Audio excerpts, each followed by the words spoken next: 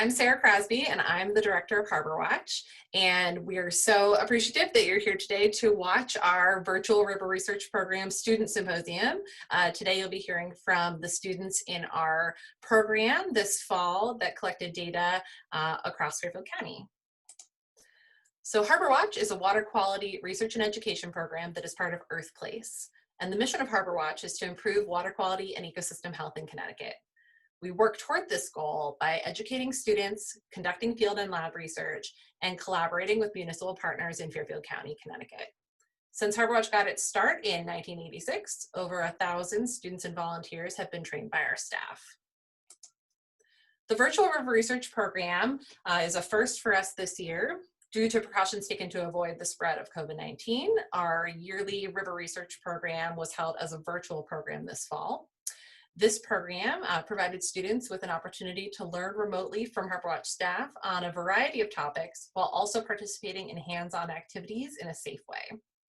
This program included weekly discussions on water quality and research topics, interactive demonstration day where we learned research methods, student field day where our students collected and analyzed water samples at a station located near their home, and our virtual symposium, which you're watching today. So our virtual research program students for this year, we had 32 students involved in the program, which is really exciting, and you'll be hearing from a subset of those students today. We have students from 11 different schools in Fairfield County, representing all high school grade levels. We also have students from 12 different towns: Brookfield, Darien, Fairfield, New Canaan, Norwalk, Reading, Southport, Stamford, Stratford, Trumbull, Weston, and Westport. So really excited to have these students involved in this program, and we all had a lot of fun over the last couple of months working together. I wanted to say a quick thank you to our funders, without whom this work would not be possible. So this program was offered at no cost to our student participants, and that is thanks to the generosity of the Long Island Sound Futures Fund, the Elizabeth Raymond Ambler Trust, the New Canaan Community Foundation, as well as the generosity of individual donors. So thank you so much to those funders for making this program possible. And now I'll turn it over to Mary, who will talk a little bit about what we did on field day. Hi, I'm Mary Donato from Harbor Watch, and I'm going to talk about our student field day. Each student who wished to participate in the field day was provided a complete field sampling kit, and they were also provided with a specific location to sample and detailed instructions on how to do so. So on November 3rd, the students that were participating collected samples of water at the same time at each of their designated sites. They followed sampling guides to ensure the integrity of their samples, and they also used test strips to measure water quality parameters in the field in real time. The water samples were analyzed by Harbor Watch staff in the lab for indicator bacteria, E. coli, and Enterococcus. Student water samples were processed during a live stream on Zoom, and the results were read the next day, also on a live stream on Zoom. This allowed students to participate in all steps of the process, even if they weren't physically present in the lab. Now we'll talk a little bit about their field day results. So on the right-hand side, you'll see a map of the southwestern portion of Connecticut, and each dot you'll see represents a site that was sampled on our field day. 74% of the sites sampled had an ammonia concentration of less than 0.5 milligrams per liter, and you'll see on the map that a green or a yellow dot indicates that that sample was below that 0.5 milligrams per liter, whereas the orange, red, or dark red dots indicate that that concentration was higher. And here you'll see another map. This map is for the bacteria concentration results. 76.5% of our student sites passed the state criteria for the indicator bacteria we were testing for there. You'll see based on the symbols, if it's a circle or a triangle, that indicates which bacteria we were testing for. And similar to the ammonia results, you'll see that a green dot indicates some of the lowest concentrations, whereas a red dot indicates the highest concentrations that we saw. So first, we're going to be hearing from Clara. Hi, I'm Clara Bloom from New Canaan High School, and I sampled in the Silvermine River in New Canaan, Connecticut, just upstream of Harbor Watch's site Silvermine 6. I found no evidence of significant pollution in the river. In fact, the site seems to be improving. When Harbor Watch sampled there in the summer of this year, they found very good results, including an E. coli count of 42 mpn per 100 milliliters and an ammonia concentration of 0.02 milligrams per liter. Both of these values got even better by the time I sampled in the fall, which you can see in the table. Because of these consistently positive results, I think that additional monitoring of the site isn't necessary at this time and should only be considered if an issue comes up at some point downstream in the future. Thank you, Clara. Next, we'll be hearing from Matthew. Hi, I'm Matthew Carrozza. I'm from Brookfield High School, and I tested the Housatonic River in Brookfield, Connecticut. The area is actually a bird sanctuary, and the Housatonic River is a freshwater river that leads into the Long Island Sound. This is the first time that Harbor Watch has sampled from this site, and from the data collected on the right-hand side, we found it not necessary to do additional testing because the river seems to be in good health. Thank you. Thank you, Matthew. Next, we'll be hearing from Madeleine. Hello, I'm Madeleine Clough, and I go to Weston High School. I tested the Saugatuck River in Westport, and this particular part of the Saugatuck River flows near the Bridgewater firm and along a busy intersection. The water was a little yellow, and there was minimal pollution along the river, but not in the water. While Harbor Watch does test this site, I do not think that it needs extra observation, although there are houses further down the river that could cause extra fertilizer runoff in the summer months. Thank you, Madeleine. Next, we'll be hearing from Pippin. Hello, I'm Pippin Friden, and I'm from Weston High School, and I studied an sadly unnamed river in Weston CT. And this river was incredibly clean when it came to any sort of garbage or litter, which is certainly a good sign. And this river is mainly based in a residential area in which most of the houses use well water instead of city water. And because this river also flows underneath the river, I found it to be of suitable concern to study to make sure that none of the pollutants from the road were getting into the water, which would get into local drinking water. Luckily, from the statistics, you can see that this water is very clean and scored flying colors across the board. So this water, despite being very clean, is still of great importance, and so I would consider worthy of further studying from Harbor Watch. Thank you, Pippin. Next, we'll be hearing from Alyssa. Hi, my name is Alyssa. I go to New Canaan High School, and my sample site was at the headwaters of the Norotan River, which is in New Canaan, Connecticut. I took the sample at about 9 a.m. It was reasonably chilly. I did not notice any wildlife or discoloration or other sources of pollution, and that was pretty much confirmed by my results. I found that there was no chlorine. The hardness was about 250. Alkalinity was about 40. pH was closest to 7, which is great. No ammonia noted, and the E. coli was within a reasonable range at 63.1.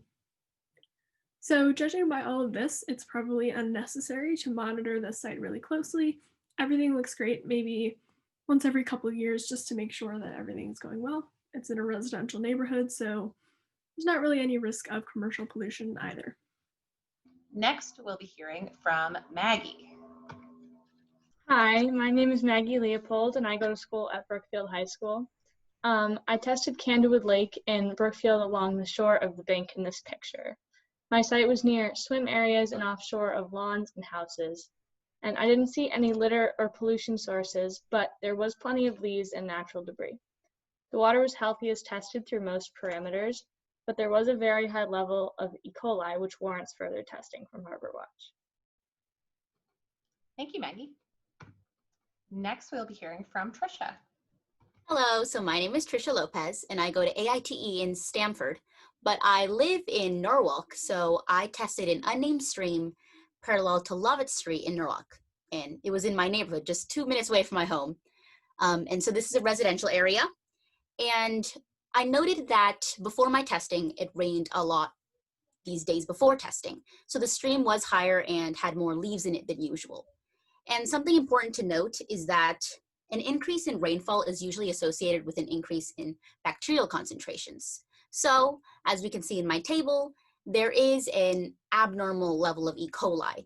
So the normal levels for recreational uses as a single sample maximum is 576 mpn over 100 milliliters. And as we can see in the table, for my testing site, it was basically double, 1,119.9 mpn over 100 milliliters. And so this definitely did not pass the state criteria. And so I definitely think that this stream should continue to be monitored because of its high E. coli levels, but everything else seems to be normal. Thank you, Trisha. Next, we'll be hearing from Carrington. Hi, I'm Carrington, and I'm a student at AITE. So my testing site was the Ripon River by my house, and it's located in Stamford. The water was yellow, and there was also a lot of leaves in the water, as you can see in the picture, like with all the leaves on the ground. At a different point that was tested in the river, the E. coli level was 404, which is a lot higher compared to mine. The level of ammonia was very high. It was a 3, and a lot of people in my area like to garden and grow fruits and vegetables, so fertilizer runoff probably caused this. And I think because of the high level of ammonia, I think that Harbor Watch should do additional testing at some point in time. Thank you, Carrington. Next, we'll be hearing from Julia. Hi, my name is Julia Morledge, and I go to Weston High School. And I tested a tributary river that empties into the West Branch Saugatuck River, and which runs parallel to Old Mill Road. I chose this site because it was, well, I wanted to test water near my house, but after I tested it, I realized that it was upstream from my house.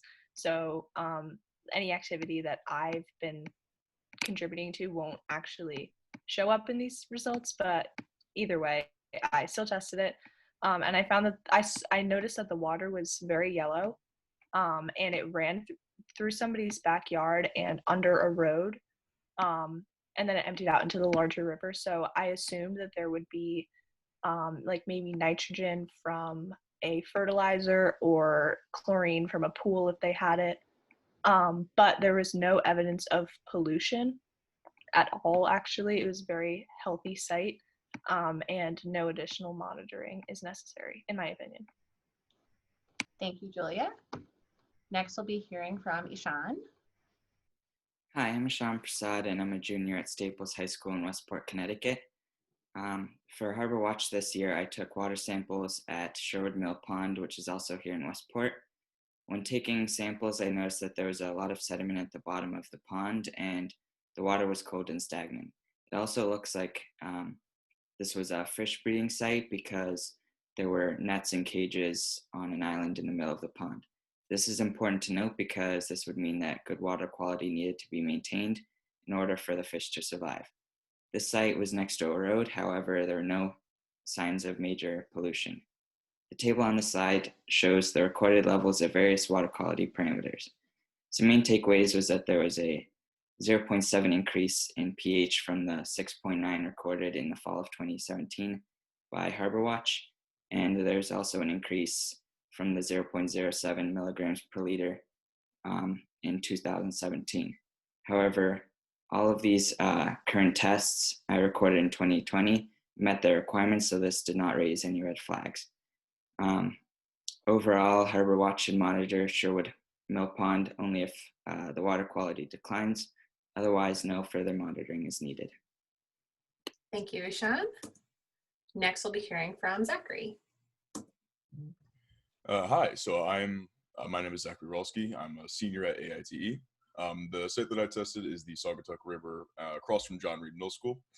So the site that I tested, it was just upstream from Harbor Watch Saugatuck Site 9. And in 2016, the E. coli geomean was 56 mpn over 100 milliliters. And there was no pollution present in the water. However, there was litter on the grounds nearby. Since the test in 2016, the E. coli level has increased. And so I think the Harbor Watch should continue to monitor the stream. Thank you, Zachary. Next, we'll be hearing from Abigail and Arielle Robert. Hi, I'm Abigail Robert, and I'm from Brien McMahon High School. I partnered with Arielle for our sampling site, and our site was the Norwalk River, and we entered it through Cross Street. One thing to know about the Norwalk River is that it contains fresh water, so it can be used for recreational purposes, but since it's Class B, you can't drink it. It's approximately 21 miles long, and as you move further down the river, you'll notice how deep it gets. Something really interesting about the Norwalk River is that it's home to a diverse fish population, but it's mostly comprised of trout. My data was a little bit different from our expectations, considering the results that we would get last year when we were in this program. And the major difference and the most concerning result was actually the amount of bacteria. And as for like what the water actually looked like, it was a little bit murky because it had a yellow-brown tint to it. And on top, I could see some decomposing leaves, and there was also some non-biodegradable plastic products such as like bags and waters that was like bags and bottles of water that are also in the water itself. Near the site, I noticed that there was a mattress and a few clothing items. And although Harbor Watch has already tracked down the pollution source, one of our suggestions for future monitoring would be to possibly update the water status like maybe once or twice a month. Thank you, Abigail. Hi, so I'm Arielle Robert, and I go to Brien McMahon High School, and I'm going to be talking about our results. So for chlorine, it's used to sanitate water, and we had no measurements of total chlorine and free chlorine. The hardness determines whether or not there are high concentrations of mineral in the water. So if there were lower concentrations, it would indicate domestic use. But our hardness was 425 milligrams per liter. So that indicates that it's mostly just natural water and there's no like domestic use in the water. So like no one's like, it's not coming from anybody's house or anything like that.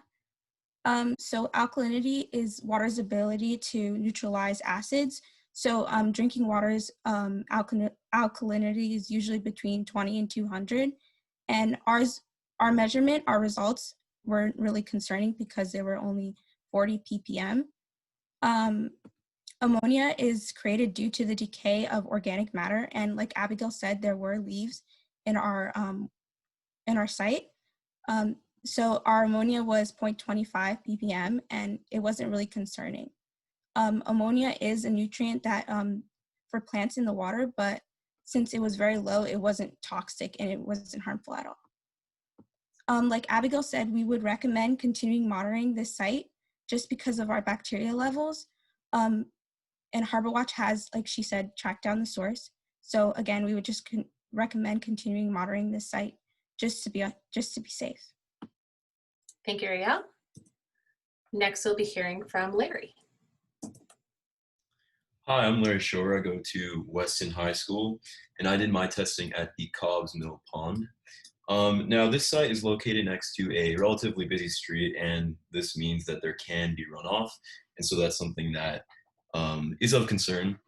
And so what we found when we tested this site, and just as a side, there has been no prior testing with Harbor Watch of the Cobb's Mill Pond, but when we did test it, we found that there was elevated levels of ammonia, which suggests that there might be a source of pollution that I had not noticed when we went there.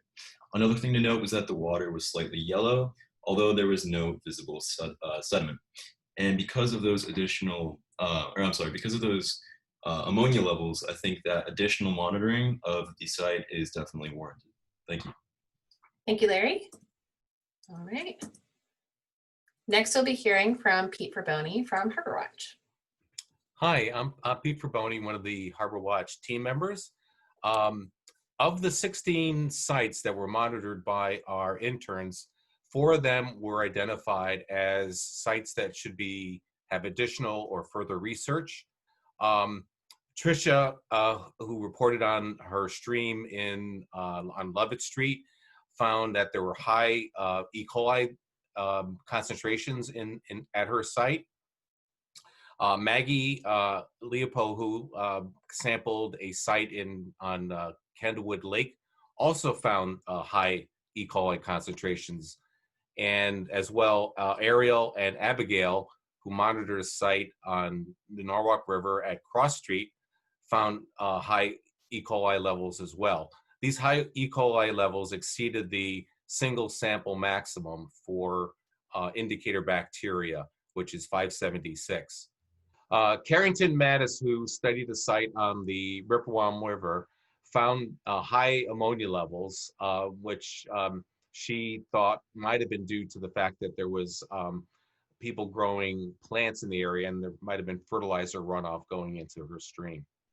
So 3 of the 4 sites are in the Harbor Watch's existing study area.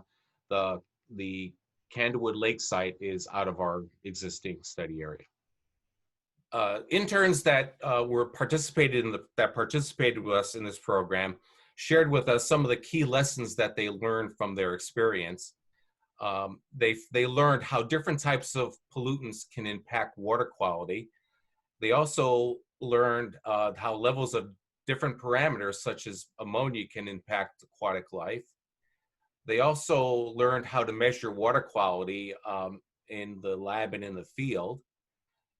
They learned about the differences between point and non-point pollution sources. They learned about the role of eutrophication or enrichment in different bodies of water. They learned how downstream impacts of pollution can occur from diffuse sources in the watershed. They also found out how infrastructure types can impact water quality, and also how sewage systems work and how their failures can impact water quality. They also finally found out how water quality can impacts commercial and recreational areas. We want to thank the participants, and we would like to grow the program for further generations. So thank you all so much for watching our student symposium. We are sorry that we weren't able to share, have our students share with you in person this year due to the pandemic, but we hope that you enjoyed learning a little bit about their study sites and a little bit about the work that they did here with us at Harbor Watch. We also want to thank our students who participated in this program. It was a lot of fun to work with you guys, and we're really delighted that you joined us for our first ever virtual hybrid offering. And so thank you so much. If you want more information about this program or anything else about Harbor Watch, please feel free to visit our website, which is www.harborwatch.org. Thank you so much.